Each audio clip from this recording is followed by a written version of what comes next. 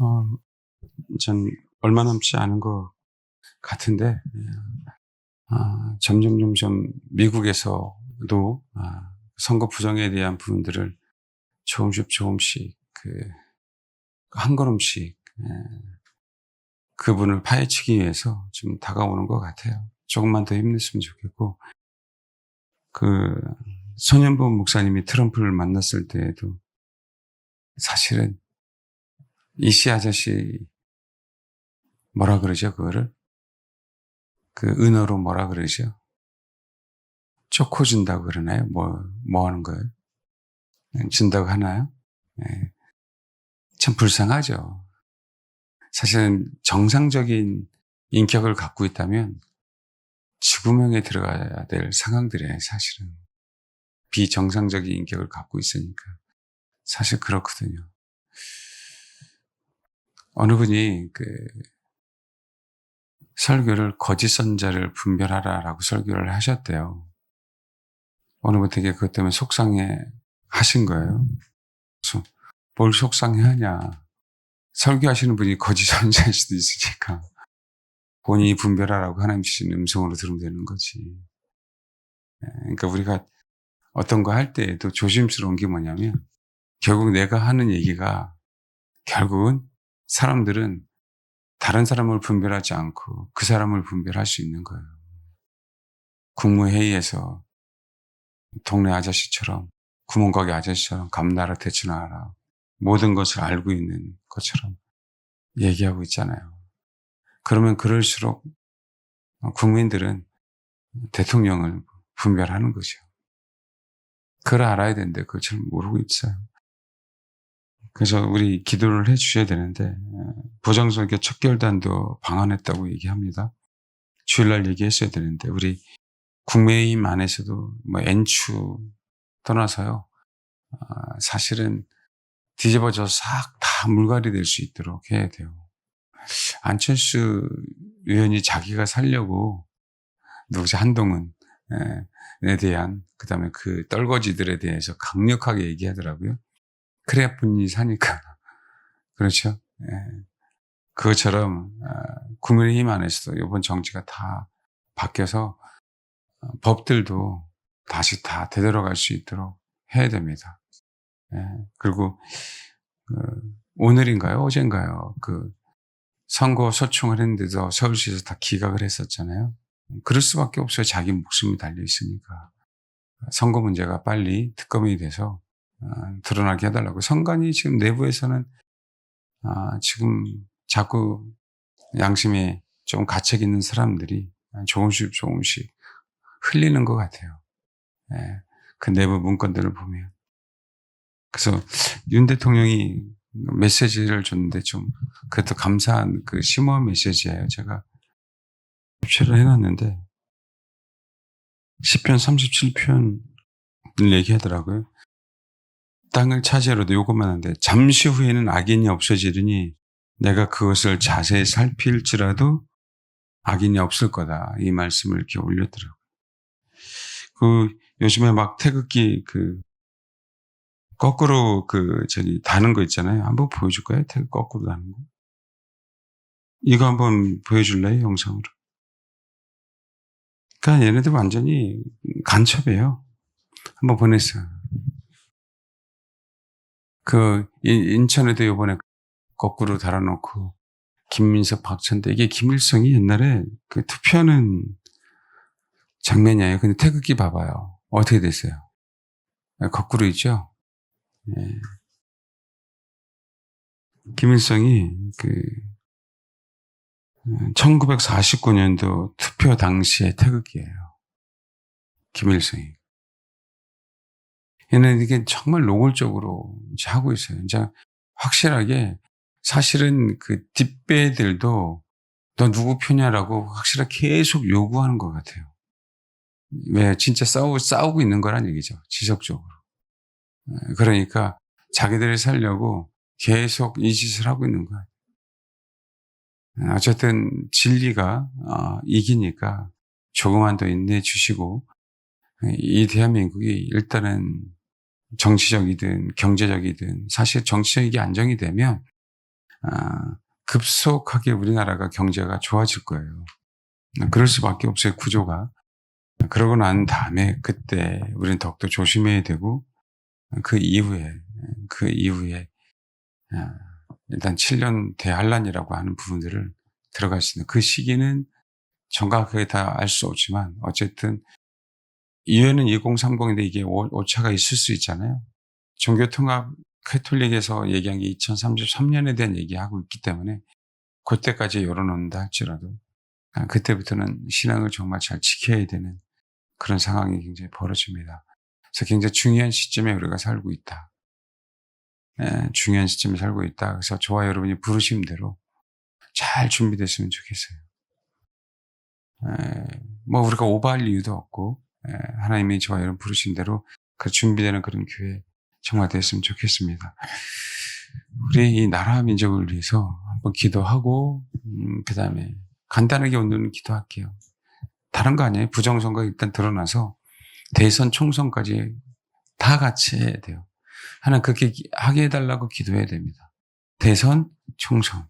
아니면 이재명 지지율이 빨리 30%대도 얘는 견딜 거예요. 저는 견딘다고 봐요. 아니면 판사들이 빨리 움직여서 재판을 하던가. 하여간 하나님의 방법대로 모르겠지만 이 나라가 바로 세워질 수 있도록 정말 그렇게 기도해 주시길 바랍니다. 다 같이 기도하겠습니다.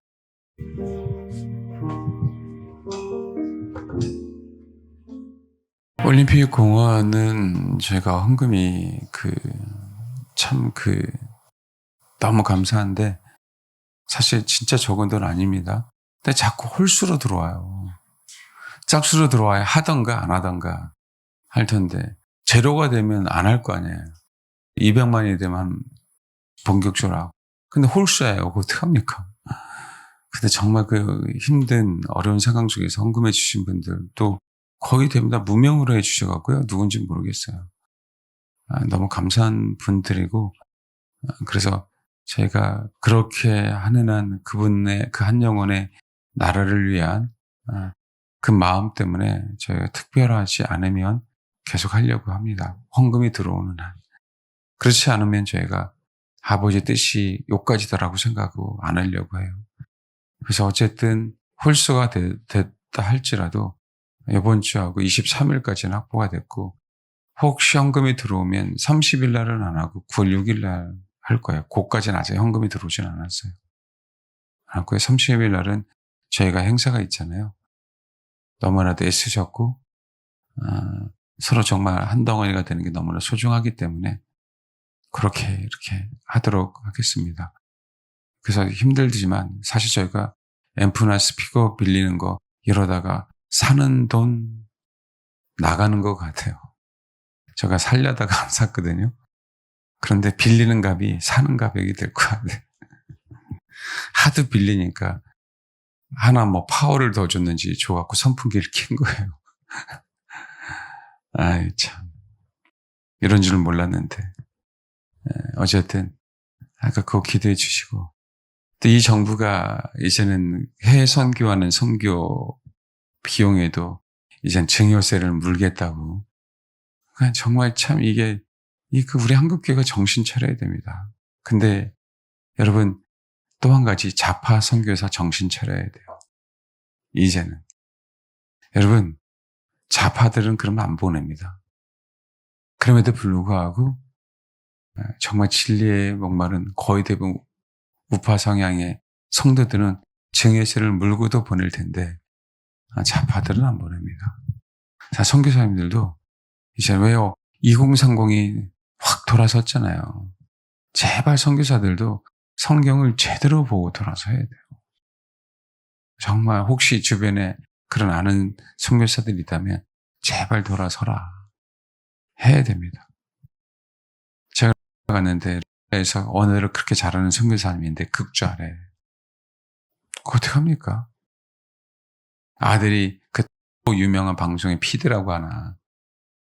뭐 어떻게 해요? 근데 그렇게 사역을 잘하신대. 그러니까 사역을 잘하는 거죠. 그 중심이 아니라. 그러니까 사실은 또 나머지 정말 그 신실하시다고 하신 분들도 회개해야 돼. 왜 선교사는 언어가 안 되면 안 되잖아요. 근데 거의 선교사들도 자아가 너무 많아요. 제가 그 부교육자 때 같이 교사했었던 그 친구들 중에 신학을 하고 목사가 되는 친구들이 있나 봐요. 제가 알기로는 2명인데 그 2명 이상이 된 것 같아요. 근데 좌여요, 다. 걔들 그렇게 배웠으니까. 그대로 받아들였으니까. 그런데 그게 안 떠지는 거예요. 성경 있는 대로 보면 이게 안 바뀔 수가 없거든요. 그 성경을 자기 기준으로 보는 거예요. 자기가 기준으로 보기 때문에 안 바뀌어요. 기록되었으되 이렇게 안 보는 거예요. 내가 배운 경험하에 지식하에 성경을 읽는 거예요. 절대 안 바뀌어요, 그러면. 그러니까 믿음도 여러분 사도신경 외운다고 믿음이 있어요? 아니잖아요. 근데 우리는 사도신경에 있는 믿음을 너무 강조하거든요. 거룩한 공예는 그래서 바꿨어요. 뭐로 바뀌었어요? 거룩한 공예에서 뭐로 바뀌었어요? 새로운 게? 온 교회로 바뀌었어요? 공교회. 그러면 어떻게 되냐면 그 신앙 고백이 교회 안에서만의 신앙 고백이 인정되거든요. 그럼 교인의 신앙은 인정받지 못하는 거예요. 공적으로. 거룩한 공예는 캐톨릭을 얘기한 거였어요.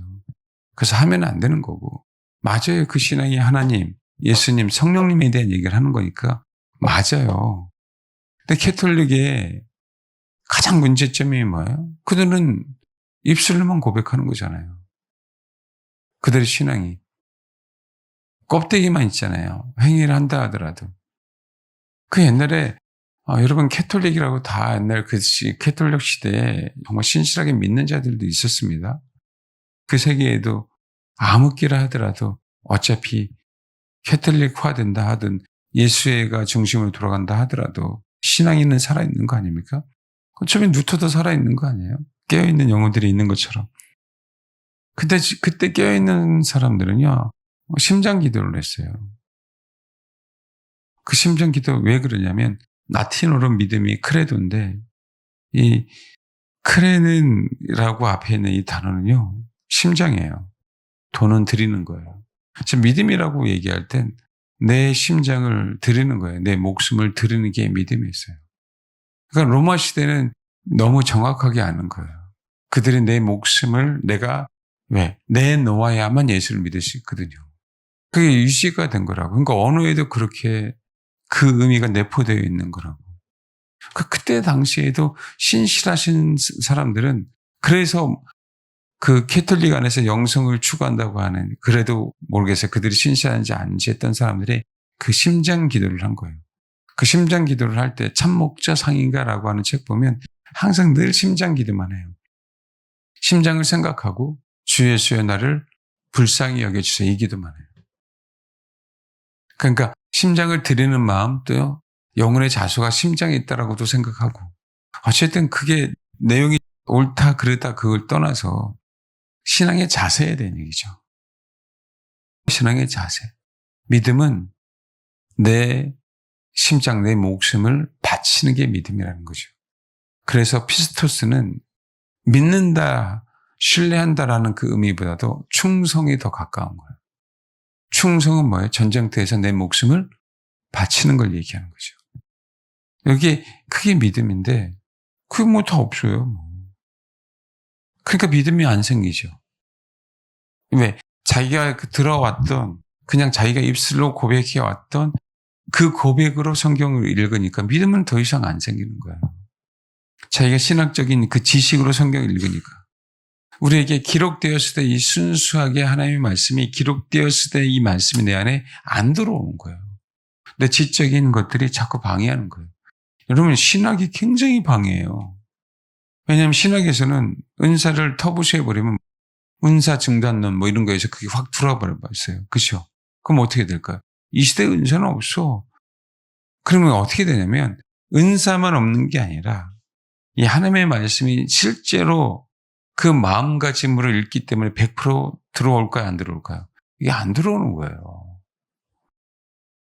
그래서 우리가 예배 드릴 때도 순수한 경배예요. 순전한 하나님의 말씀. 순전한 젖을 사모하라는 얘기죠. 어머니에게서 나오는 젖이 순전하지 거기에 뭐 이상한 게 뭐가 있어요? 이유식이나 이상한 게 있지. 왜? 첨가물을 넣어야 되니까. 근데 어머니 젖이 첨가물이 뭐가 있어요? 신령한 젖이지 그냥. 순전한 젖이지. 그 마음이 이 시대는 더더욱 없는 거예요. 우리 안에. 배웠다라고 하는 사람들 안에. 굉장히 심각하죠. 그래서 이 시대에 우리가 충성 그러니까 무조건 맹목적으로 충성이 아니라 내 목숨을 바치는 신앙이 있는 거예요. 그래서 죽도록 충성하라 그럼 생명멸관을 줄이라고 얘기하잖아요. 그게 원래 신앙입니다. 그러니까 초대교회 때는 그렇게 신앙생활을 해왔고 그 다음에 로마 시대도 그렇게 신앙생활을 하셨어요. 그리스도인 그러면 목숨을 내놓는 사람들이에요. 심장을 드리는 사람들이에요. 그게 라틴어도 그랬고 근데 여러분 그 라틴어 성경이 있는데도 불구하고 그 사제들이 그렇게 믿음을 생각했어요? 안 했어요. 여러분. 왜? 그들의 전통을 가지고 성경을 읽었기 때문에 라틴어는 분명하게 믿음은 심장을 드리는 건데도 그들은 그렇게 가르치지도 않았고 그렇게 드리지도 않았기 때문에 안 바뀌는 거예요. 왜 지네들이 왜 라틴어를 공부하고 사제들이나 똑똑한 사람들이나 글을 읽었지 평민들이 어떻게 글을 읽어요? 그러니까 어떻게 해요? 자기 시각으로 그냥 가르치는 거죠. 그러니까 아무리 성경을 읽어도 변하지 않는 겁니다. 기록되는 하나님의 말씀이 내 안에서는 순전한 젖이 아니기 때문에 그래요. 우리 경험도 마찬가지입니다. 경험의 세계에서 자꾸 그 세계의 그 기준을 가지고 성경을 읽어요. 아닌 것 같습니까? 아니, 우리는 경험도 필요하지만 제일 먼저는 기록된 거예요. 그러니까 이 담백한 맛을 제일 먼저 배워야 돼요. 엄마가 주는 젖을 그게 우선이 돼야 되는데 이제는 이유식 한번 들어가 봐요. 거기에 사탕 하나 줘봐. 신세계지 신세계. 아이들이 그 맛을 못 잊는 것이죠. 마약하고 똑같아요. 그 맛을 못 잊는 거예요. 한번 맛을 경험해버리면. 그럼 우리는 자꾸 사탕을 찾아요. 성경 읽을 때에도. 그런 식으로 하나님이 인도해 주기를 원해요. 그냥 우리가 꾸준하게 성경을 읽는 게 아니라 뭔가를 캐려고 또 뭔가를 음성을 들으려고 뭔가를 인도함을 받으려고. 근데 인도함을 받더라 안 받더라? 받더라. 처음에는 괜찮은 것 같은데 점점 가다 보면 곁길로 가죠. 딴 길로 가죠. 그게 우리의 혼의 문제점들입니다. 예수님이 정확하게 기록되었을 때. 그러니까 어떤 면에서는 전도에 미라는 것을 주님이 제 사도 바울의 복음을 전했기 때문에 그 지식이 굉장히 문제가 되는 거예요. 전도에 밀어나는 것.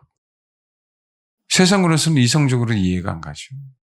그 얘기했죠. 우리 요번에 갔었을 때 목사님이라는 분이 있었잖아요. 이분은 설교를 통해서는 말을 듣는 걸로 이렇게 한국말을 배웠기 때문에 글을 잘 못 읽어요. 근데 우리나라 유명하신 그래도 괜찮은 목사님의 설교를 계속 듣는다 그러더라고요. 그래서 제가 뭐라고 하진 않았어요.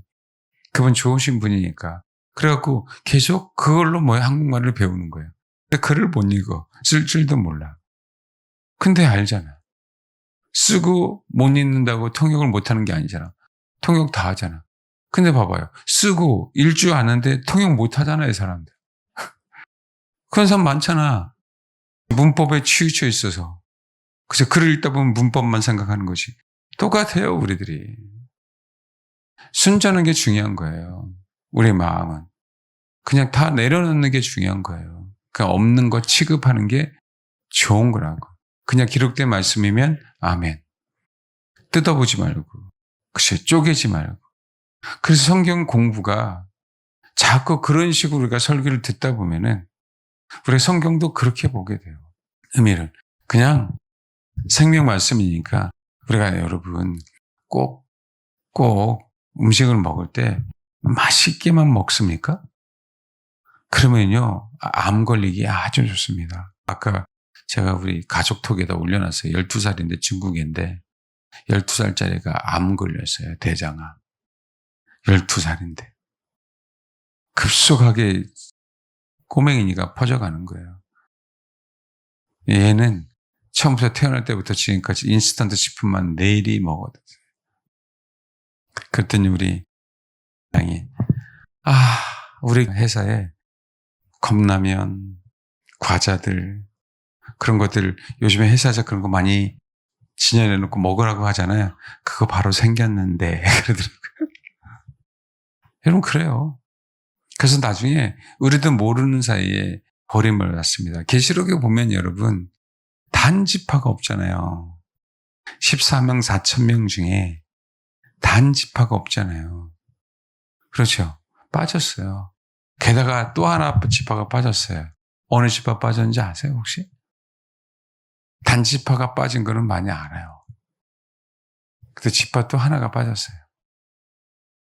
하여간 아무거나 12번째는 맞아요.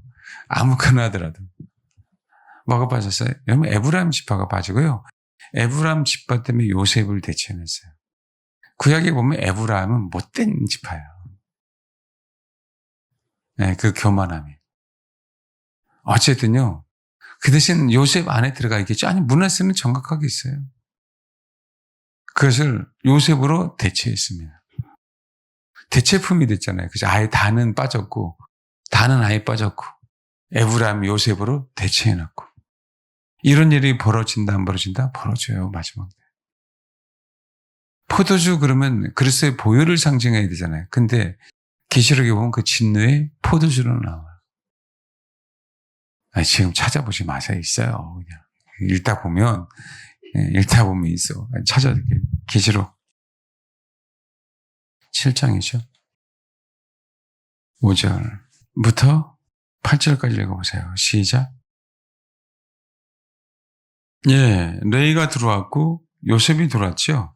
단은 사라졌고 에브라임 대신에 누가 된 거예요?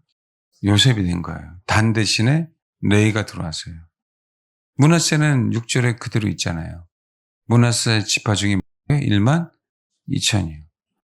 원래 요셉 지파 그러면 므낫세하고 에브라임이잖아요. 그렇게 하면 되거든요. 네, 일부러 에브라임을 요셉으로 바꾸셨어요. 단은 아예 사라졌고 단은 기업을 버렸습니다. 그래서 사라지는 거예요.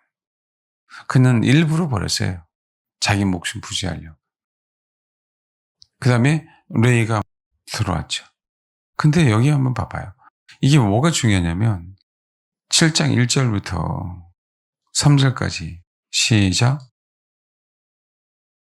그죠? 내가 인침을 받은 자에 들으니 이스라엘 자손의 각 지파 중에 인침을 받은 자가 14만 4천. 그러니까 여기서 7장에서 말하는 14만 4천은 유대인이라고 보는 게 더 적합해요. 교회라고 보는 것보다. 왜냐하면 뒤에 보면 9절에 이 일 후에 내가 보니 각 나라와 족속과 백성과 방언에서 아무도 셀 수 없는 큰 무리가 나와 흰 옷을 입고 손에 종려와 가지를 들고 보좌하고 어린 양 앞에 서서 큰 소리를 외치되. 그러니까 이게 계시록을 보면 명확하게 마태복음 24장을 제일 먼저 알아야 돼요. 마태복음 24장을 기준으로 계시록을 나눠야 됩니다. 구조를. 그럼 구절은 말 그대로 큰 틀을 얘기한 거예요. 마지막 다 하나님께서 모으는. 계시록의 14장 얘기도 마찬가지인 거고.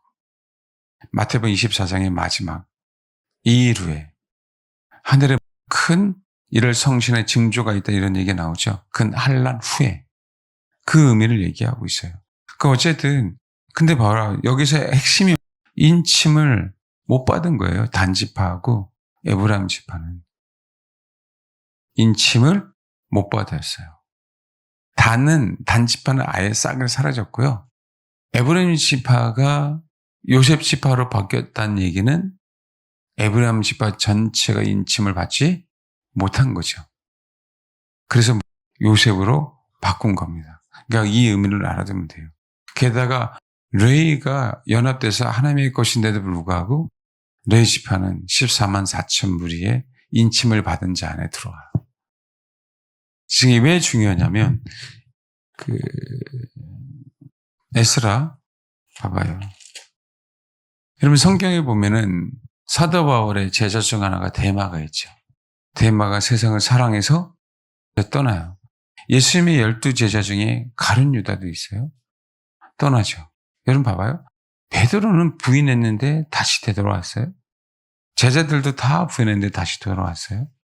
회개하고. 뭐 사울 왕 같은 경우는 사실은 부름을 받았는데도 불구하고 되돌아오지 않았어요. 근데 사도 바울 같은 경우는 그렇게 핍박을 했는데도 불구하고 되돌아왔어요. 똑같아요. 여기 에스라 보면 이에 유다와 베냐민 족장 5절 이에 유다와 베냐민 족장들과 제장들과 네 사람들과 그 영이 하나님께 감동을 받고 올라가서 예루살렘에 여호와의 성전을 건축하는 자가 다 일어났나니 그 일어난 자가 몇 명이라고 했어요? 성경은 42,360명. 이 의미는 다 유다와 베냐민 족장들과 제사장들과 네 사람들이 하나님께 감동을 받았죠. 그 외 42,360명도 다 감동을 받은 거라고 보면 된다라고 얘기했죠. 그렇지 않으면 올라올 수 없다. 뿐만 아니라 내가 올라가지 못했지만 성전을 짓기 위해서 자기가 자원하는 마음으로 도와준 사람, 예물을 기쁘게 드린 사람들도 동일하게. 여러분, 우리가 선교 나가서 선교에서 현장에 있는 자나 선교사로 후원하는 자나 동일한 거예요. 여러분 지금 설교를 듣고 있지만 저나 여러분이나 동일한 거예요. 예배라고 하는 하나님을 섬기는 거하고 굳이 막 구분해 놓을 이유가 없다고요. 그냥 여러분은 성도로서 하나님의 말씀을 듣고 더욱더 하나님 보시기에 합당하게 자라가려고 잘 듣고 계시는 거고 저는 그게 부르심이니까 그렇게 가르치는 것뿐이고 이거는 뭐 거기에 신앙의 수준이 있다 없다 그런 게 아니고요. 동일한 거예요. 직분이 다른 것뿐이죠. 근데 여기 한번 봐봐요. 여기 보면 이 사람들은 그 영을 받고 돌아온 사람이잖아요. 42,360명. 그런데 59절 봐봐요. 59절에서 63절까지. 예. 시작. 이 사람들은 계보 중에서 자기 이름을 찾아도 얻지 못했으므로 그들을 부정하게 여겨 제사장 직분을 행하지 못하게 하고 방백이 그들에게 명령하여 우림과 둠밈을 가진 제사장이 일어나기 전에는 지성물을 먹지 말라 하였느니라. 제사장 중에는 하바야 자손, 학고스 자손, 그래요. 또 바르실레 자손 이렇게 나와요. 바르실레는 길리앗 사람 바르실레의 딸 중에 한 사람을 아내로 삼고 바르실레의 이름을 따른 자라. 이렇게 나옵니다. 근데 어쨌든 하바야 자손, 그럼 여호와께서 숨기셨다는 그 의미의 뜻이. 근데 학고스는요. 역대상 24장 한번 봐봐요. 역대상 24장 10절이네요. 여기 봐봐요. 시작. 7째는 학고스요 8째는 아비야요 그래갖고요. 이게 어떤 거죠? 24반열이잖아요. 그 중에 학고스가 하나가 나와요. 어쨌든 근데 중요한 거는 잘 알고 나왔어요. 제사장 중에 하바야 자손, 그 다음에 학고스 자손. 이들은 어쨌든 계보 중에서 자기 이름을 찾아도 얻지 못했어요. 62절에. 근데 이 찾아도는요. 그러니까 찾는다 단어 이럴 때 어떤 의미인지 알고 이럴 때 다라시하고 바카시가 굉장히 중요한 거예요. 여기 말하는 건 바카시예요. 정말 찾고자 했는데 찾지 못했어요. 이건 찾아야 되는 건데 못 찾은 걸 얘기해요. 근데 봐봐요. 61절. 바르실레는 길리앗 사람 바르실레의 딸 중에 한 사람을 아내로 삼고 바르실레의 딸이 있었대네요. 그 사람을 한 사람 아내로 삼고 바르실레의 이름을 따른 자들이야. 이들은 바르실레의 아들 얘기하면 누가 있었죠? 오늘 아까 저녁에 김 먹었어요? 안 먹었어요? 먹었죠. 이름이 기맘이거든요. 기맘. 근데 다른 성경에 나오지 않았는데 이렇게 표현하고 있어요. 그럼 바르실레가 어떤 사람인지 한번 봐봐요. 사무엘하 17장. 압살롬에 쫓겨갈 때 요단강을 건널 수밖에 없는 상황이었습니다. 17장 21절부터 이렇게요. 후세 때문에 아히도벨의 계략이 사라지죠. 그래서 압살롬이 후세의 계획을 따름으로 말미암아 다시 이기게 되는 그 과정인데 17장 21절부터 29절까지 읽겠습니다. 시작. 예, 여기서 바르실레가 나오죠. 근데 암몬 족속 요단강을 건넜어요. 마하나임 아만 야복강 아시죠? 그 근처입니다. 근데 봐봐요. 라빠 사람 나하스의 아들 소비와 로데발의 사람 암멜 아들 마길, 소비, 마길, 또 로글림 길레아 사람 바르실레 3명이에요. 3명이 쫓기는 다윗에게 큰 은혜를 베풀었어요. 그러니까 다윗이 진짜 왕임을 다윗이 쫓길 때, 다윗이 여러분 봐봐. 지금도 똑같아요. 지금 이 시대 똑같다고. 이씨 아저씨 주변에 있는 사람들이 지금은 잘 선택해야 될 때입니다.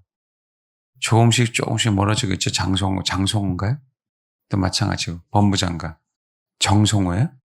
참 내 이름은 굳이 외울 필요가 없어갖고. 그런데도 코 낀 게 많아갖고 못 나가고 있잖아요. 그죠? 그럼 이런 상황이에요. 근데 여기 보면 나중에 소비와 마길은 나오지 않아요. 19장 이제 다윗이 압살롬이 죽고 이제 다윗이 귀국할 때의 모습을 얘기하고 있는데 다시 왕궁으로 돌아갈 때 19장 31절 길레 사람 바르실레가 왕이 요단을 건너가게 하려고 노글림에서 내려와 함께 요단에 이르니 바르실레 매우 늙어 나이가 80세라 그는 큰 부자이므로 왕이 마하나임에 머물 때 그가 왕을 공개하였더라. 그러니까 이 얘기는 계속 공개했다는 거예요. 소비와 그다음에 마길은 이때 함대로 한 거고 바르실레는 계속 공개했다고 의미인가. 그래서 바르실레만 계속 나옵니다. 그러니까 뭐라 그래요? 어디로 가자? 예루살렘에 가자. 다윗성에 가자. 내가 너를 내 왕 앞에서 먹게 하겠다. 이건 굉장히 큰 영광이죠.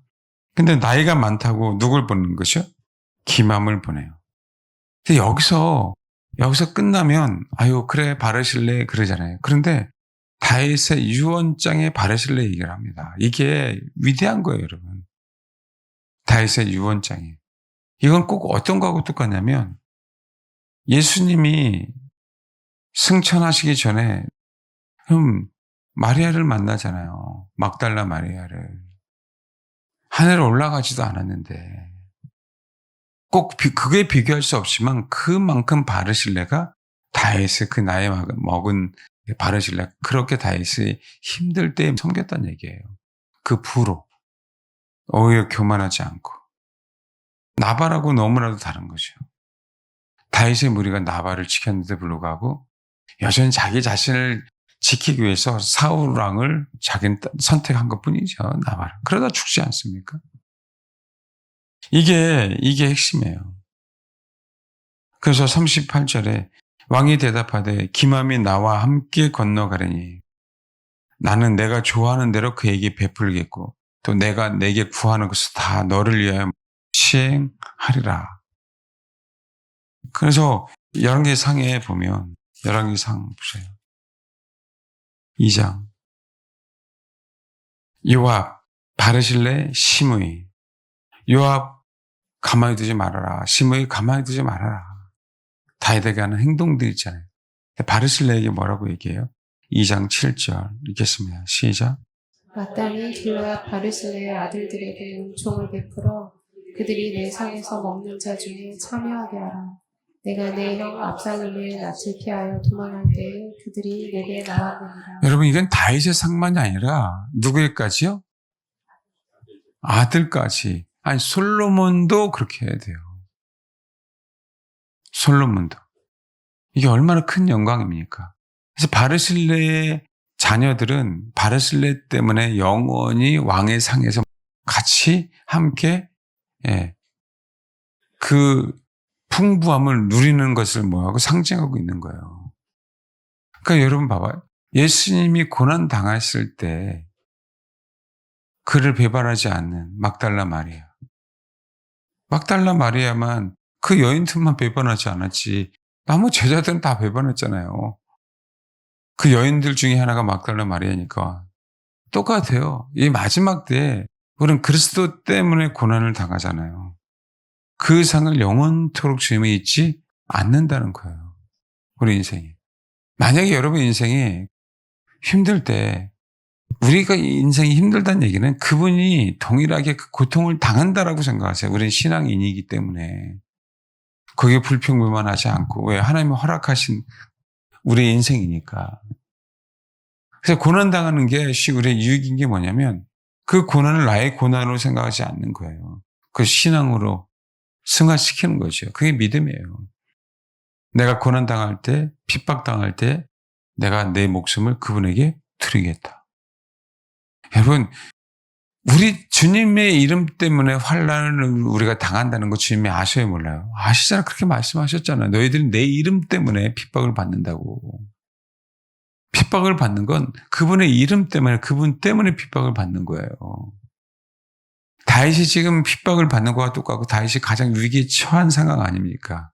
그때 자기 목숨을 담보로 바르실레는 끝까지 공개했어요. 만약에 압살롬이 요단을 건너왔었잖아요. 그러니까 막일은 수빌은 끝까지 섬기지 않았어요. 내가 어떻게 성경에 나오지 않으니까 뭐라고 할 수 없지만 왜? 압살롬도 요단을 건넜거든요. 그 소식을 들었을 때 그 정보가 그럼 지금요.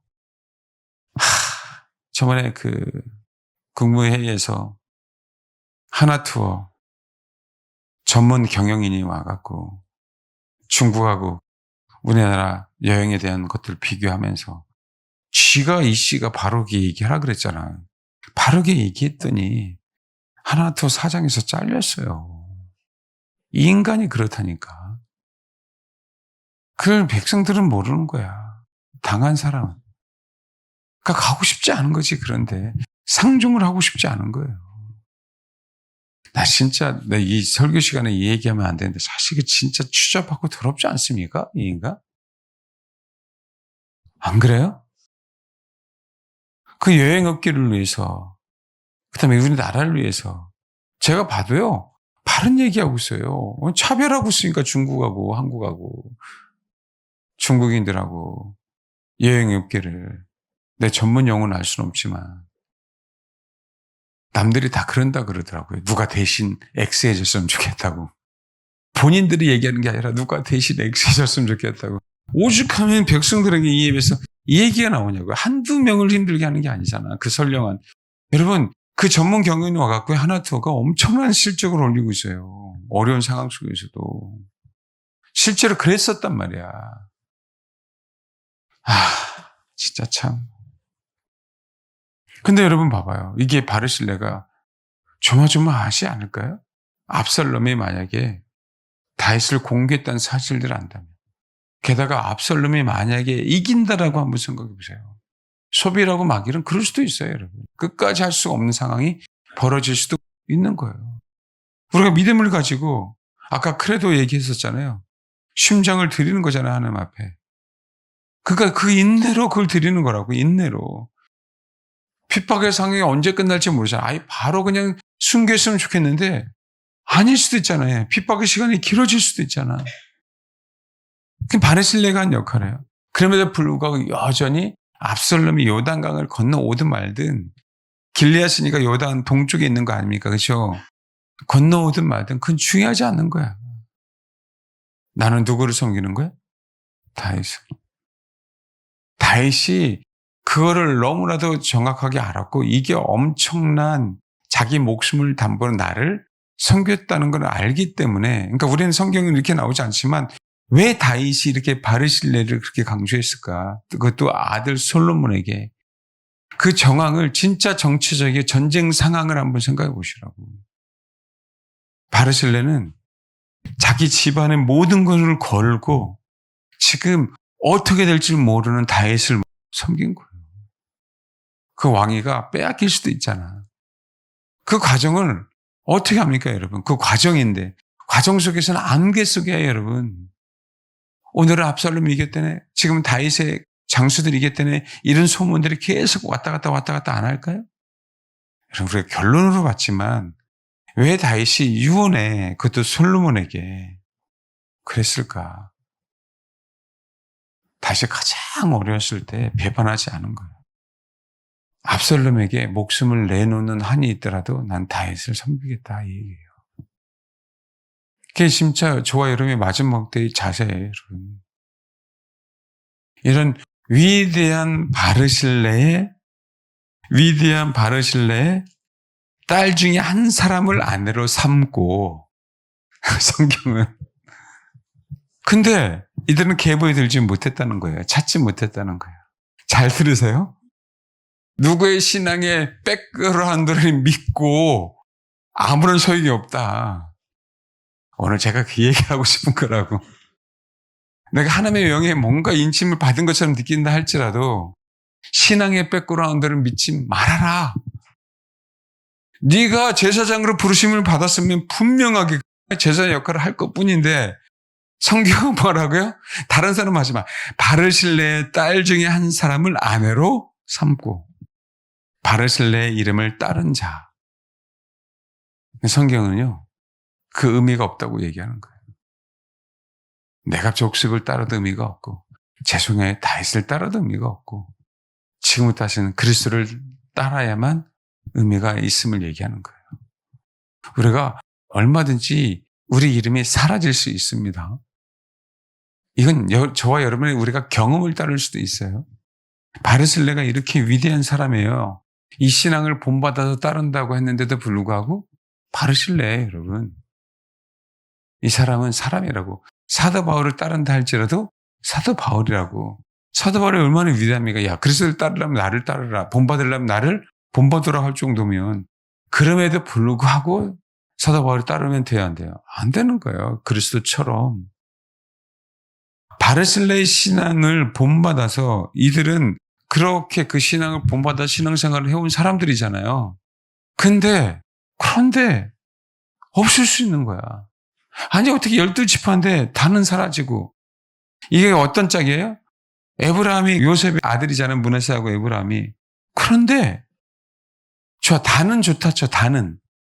근데 에브라함의 이름이 없고 요셉의 이름이 들어가 있는 거예요. 지금 이 내용이 그 내용이에요, 정확하게. 단체로 사라진 건 아니야. 근데 그들의 신앙의 뿌리가 뭔가 애매해요. 다리도 짧은 곳이 왜 양날을 걸치고 있는지 모르겠어요. 그럼 똑같아요. 농다리입니까? 좁다리잖아요. 근데 그 짧은 곳이 왜 양다리를 걸치고 있는지. 인침을 받은 것처럼 보이는데 받지 못했다는 얘기예요. 저와 여러분, 다는 아닐 수 있는데 마지막 때 신앙에 관심 있는 사람들은요, 분명하게 에브라임일 수 있어요. 분명하게 누구라고? 바르실레의 딸 중에 한 사람을 아내로 삼고 바르실레의 이름을 따른 자인데 계보들을 찾아도 계보 중에서 찾을 수가 없는 거예요. 봐요. 분명하게요. 모든 것을 다 버리고 예루살렘에 올라왔어요. 성전을 지으려고. 공동체의 일원이 되려고 올라왔어요. 막상 왔는데 자기네들의 정체성이 증명이 안 되는 거예요. 미치는 거 아닙니까? 나는 그동안에 제사장으로서 살아왔어. 제사장의 후손으로. 어디에서는? 바벨론 포로기에서는. 바벨론에서는. 나는 뭐로 찾아왔다고요? 제사장으로서. 그렇게 신앙생활을 해왔어요, 여러분. 근데 예루살렘에 왔더니 다시 족보를 들어봤더니 찾을 수가 없는 거예요. 저와 여러분도 마찬가지예요. 생명책이 기록되지 않을 수도 있는 거예요. 우리가 권사로서, 집사로서, 장로로서, 목사로서 살아왔는데 그가 당당하게 에브라임 지파는요, 당당한 지파예요. 강한 지파라고요, 여러분. 유다와 에브라임이에요, 여러분. 유다가 뭐라고요? 에브라임. 사라지지 않을 것처럼 보였는데 사라졌어요. 사사건건 북이스라엘에서 그렇게 간섭한 지파가 에브라임에 있어요. 지금 이게 이 내용이에요. 분명히 하나님의 영, 분명히 12제자인데 가룟 유다가 있을 줄 어떻게 알았어요? 여러분 봐봐요. 그런데 여기 성경 보면 저번에도 얘기했지만 근데 누가 있어요? 여기 보면 감동받은 사람 스룹바벨 2장 2절에 예수야 느헤미야 그래서 바로스의 자손 쭉 나와요. 그래놓고 봐봐요. 36절에 제사장들은 나오죠. 40절에 너희 사람은 나오죠. 41절에 노래하는 사람은 나와야 안 나와요? 그럼 42절에 문지기 나와야 안 나와요? 그 요까지는 줘야 문지기 역할. 근데 그 전에 제가 말씀드렸죠. 43절에 누가 있다고요? 느디님 사람들에 대한 얘기를 많이 했잖아요. 진짜 비천한 신분이야. 이들은 어떤 사람들이에요, 여러분? 이들은 포로예요, 포로. 레인을 돕도록. 그러니까 또 유대인이 아니고 이방 출신들이에요. 가장 허드렛 일을 하는 사람은 레인을 도울 수 있는. 그럼 뭐예요? 종이죠. 레인의 노예고. 근데 이들이 들어와 있어요, 여러분. 스룹바벨 성전을 지으라고요. 이제는 소위 이방 땅에서 온 거하고 똑같잖아요, 이들은요. 이방 땅에서도 봐요. 개가천선해서 이방의 민족으로 굳이 왜 느디님 사람들을 사냐고 거기서. 굳이 왜 거기서 느디님 사람을 사냐고요. 거기 성전이 있는 것도 아닌데. 그런데 느디님 사람들의 신앙을 하나님 섬기는 그 신앙을 잊지 않았어요, 여러분. 생각해 보라고.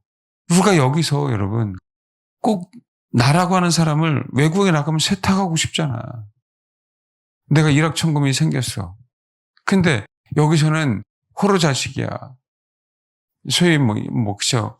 그런 자식이야. 옛날에 양반이야. 촌놈이고 종놈이야. 일확천금을 가졌어. 그럼 여기서는 돈이 많아도 종놈 소리를 들을 거 외국에 이민 갔다고 생각해봐요. 거기서는 당연히 내 신분을 세탁하기를 원하죠. 이때는 안 했습니다, 여러분. 천민이에요, 천민.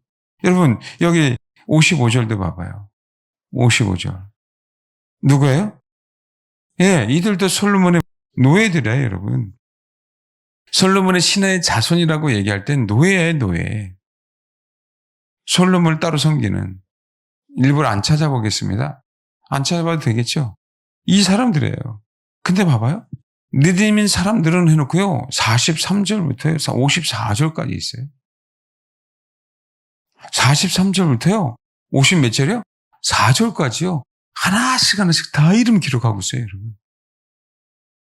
우리는 지금 뭔지는 모르는데 하나님은 의미가 있으니까 이렇게 길게 기록해놨잖아요. 여러분 굉장히 길어요. 허드렛는 사람을 뭐로 이렇게 길게 기록해놨을까? 읽어봐야 무슨 뜻인지 모르니까 그렇지. 우리는 그냥 패스 이거잖아요. 근데 성경은 기록했어요. 이거 어떻게 합니까, 이거를? 제가 지금 이 얘기를 하려고 하는 그 이유가 있어요. 봐요? 그 다음에 솔로몬의 신하의 자손. 그 다음에 58절. 모든 느디님 사람들과 솔로몬의 신하의 자손이 392명이었더라. 근데 느비님 자손 사람들을 한 사람 한 사람씩 대표적인 사람들을 기록해 놓는데 여러분 제사장 이름들도 많아요. 그러면 이들이 하나님의 성전에서 엄청난 중요한 역할을 하고 있다는 거고 앞으로도 할 거다. 예루살렘에서 그 얘기예요. 이게 지체 역할입니다. 이게 부르심이에요. 내가 성전을 위해서 내가 허드렛 일을 한다 할지라도 난 떠나지 않겠다는 거예요. 그게 여러분 신앙입니다. 우리는 제사장이고 싶죠. 레인이고 싶잖아요. 근데 아니야, 이들은. 이게 하나님의 부르심이에요. 솔로몬의 신하도 이방인들이잖아요. 전쟁 포로들이잖아요, 여러분. 우리 같으면 이 정도면은요, 개가 천선한다니까요. 그냥 아예 창씨 계명의 이름 바꿔버려요, 그냥. 근데 그 분들이 아니에요. 제가 왜 얘기하냐면 사도행전. 이것 때문에 그래요, 사도행전. 13장에 보면 여러분 이제 예수님이 죽으시고 부활하시고 승천하시고 난 다음에 이제는 땅끝까지 우리가 복음을 증거해야 되잖아요. 근데 예루살렘을 중심으로 교회가 있을 때는 다 누가 그 기득권을 차지하고 있었죠? 예수님의 제자들. 예수님의 동생. 그들이 다 기득권을 차지하고 있었잖아요. 그게 유대인 교회잖아요. 근데 이방인 교회는 어디에? 안독이잖아요. 수리의 안디옥. 안디옥에서 비로소 그리스도인이라고 한 칭호를 받아 안 받아요? 받아요, 여러분. 유대 예루살렘이 아닌. 교회가 나눠진 게 아니라 부르심 때문에 그래요. 봐요, 여러분. 지금 정통으로 지금 바벨론에서 올라왔을 때 유다, 베냐민, 레위 자손들, 문지기들, 노래하는 자들 다 정통 누구예요? 유대인들이에요. 전통적으로 정말 그 예루살렘 성전에 하나님 섬기는 자로서 있어야 될 사람들이라고. 근데 그와 다른 완전히 전쟁포로에다가 노예에다가 이방인들이 있는 게 느디미 사람들하고 솔로몬의 신하들이라고. 그분들이 하나가 될 때 온전하게 성전이 하나가 되는 거예요.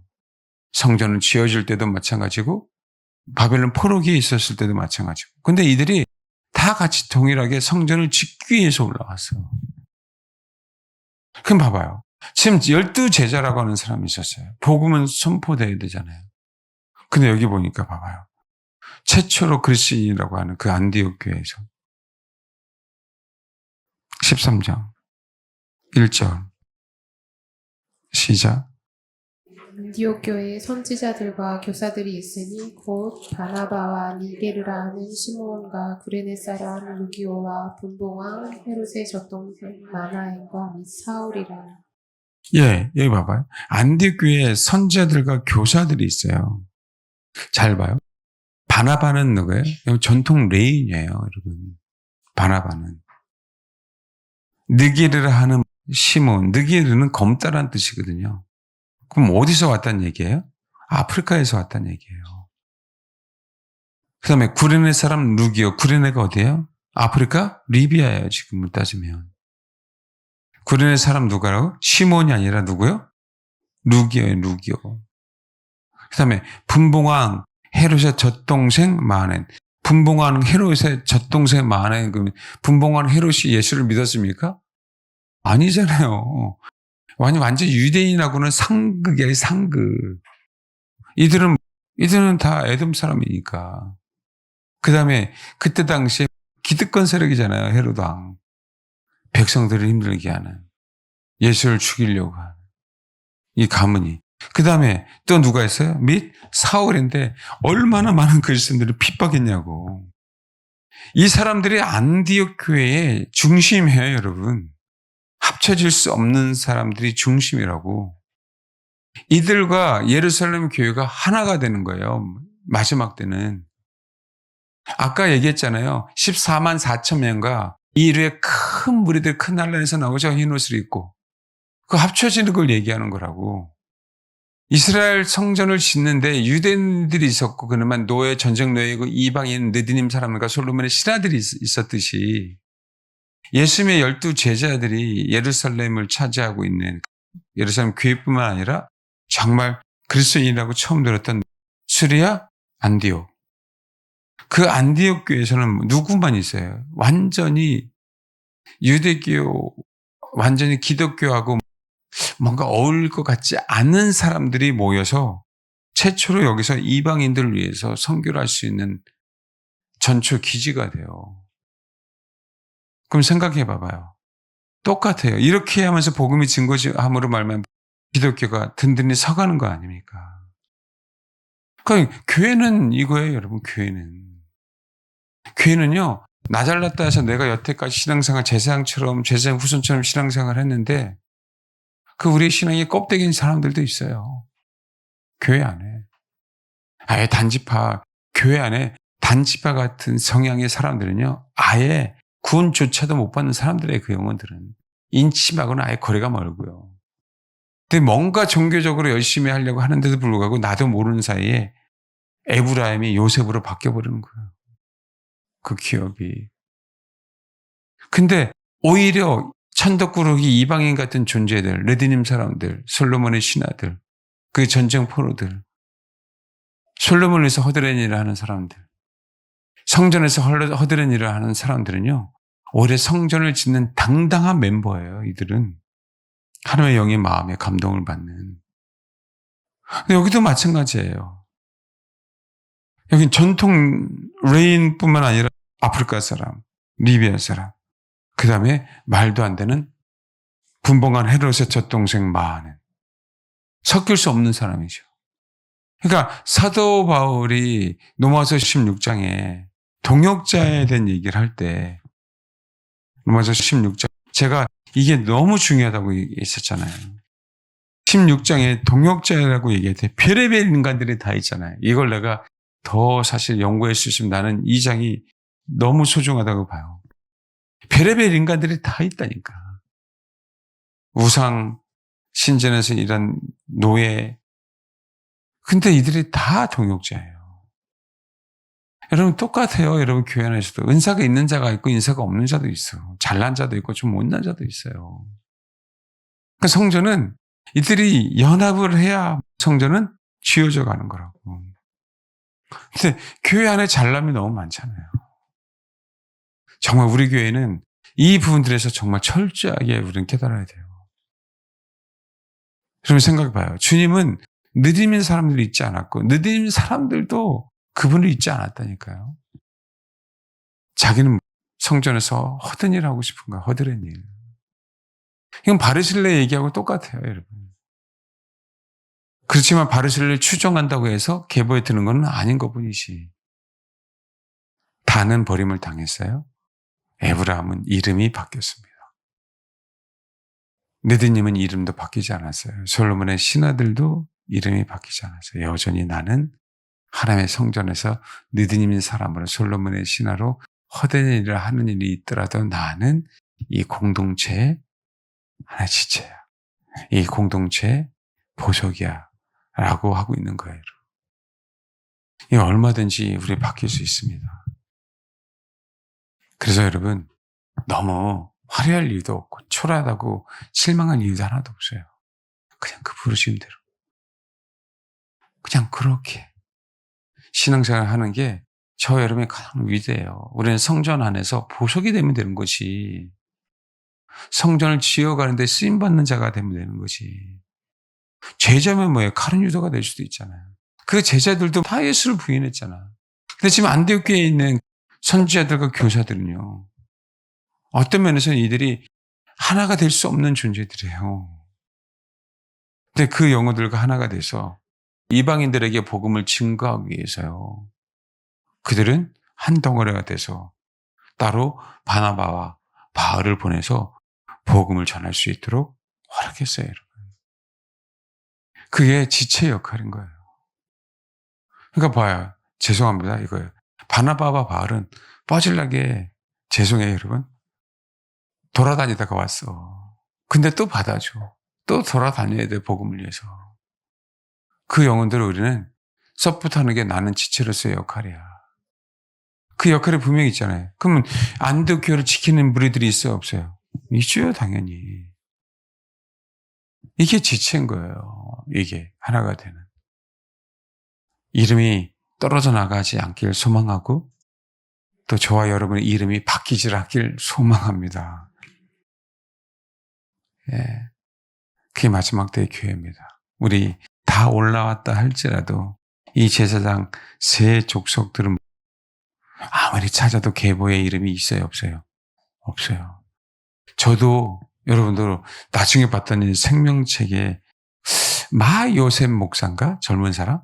그 사람 설교는 잘 안 들었는데 진짜 간증한 걸 제가 잠깐 한번 이렇게 든 적이 있어요. 뭐 보좌에 올라갔는데 자기 이름이 없더라. 자기가 그렇게 열심히 그렇게 신앙생활은 금식도 하고 뭐도 하고 그렇게 열심히 했는데도 갔더니 생명책에 자기 이름이 없더라. 라고 그렇게 간증을 하더라고요.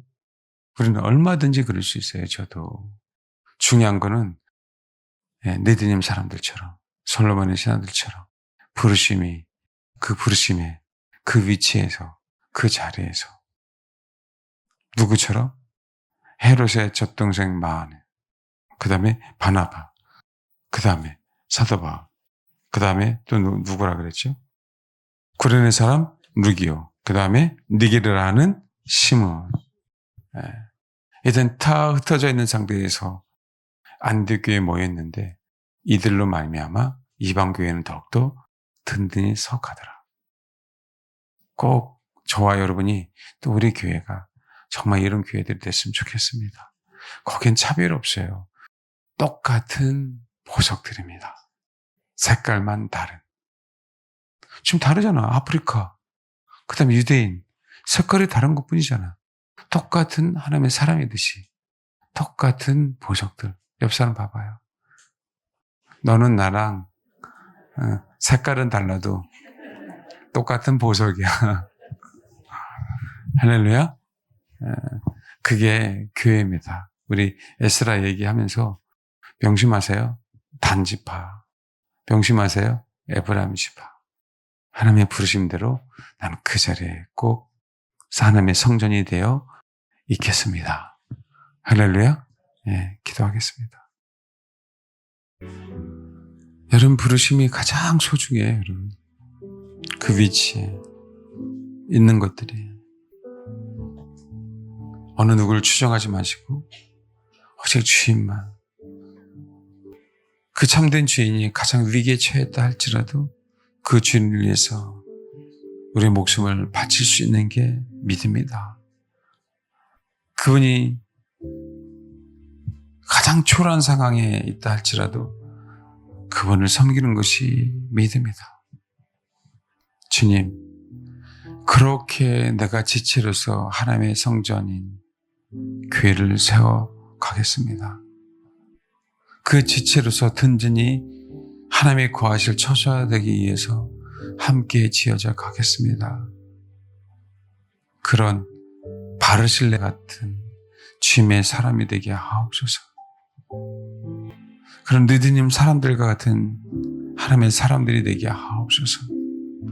제사장만이 아닌, 노래하는 자들만이 아닌, 솔로몬의 신하가 되어서 교회를 내가 세울 수 있다면, 한 덩어리가 될 수 있다면 하나님 그런 역할을 감당하는 주님의 지체가 되게 하옵소서. 여러분 이렇게 기도해 주십시오. 그것이 가장 위대합니다. 그것이 마지막 때 버림받지 않는 저와 여러분이 되는 것입니다. 생명책에 꼭 기록되기를 소망하는 마음으로 기도해 주시기를 바랍니다. 탈락되지 않고 그 이름이 바뀌지 않도록 아버지 내 역할을 잘 감당하겠습니다. 그렇게 기도해 주세요. 기도하겠습니다.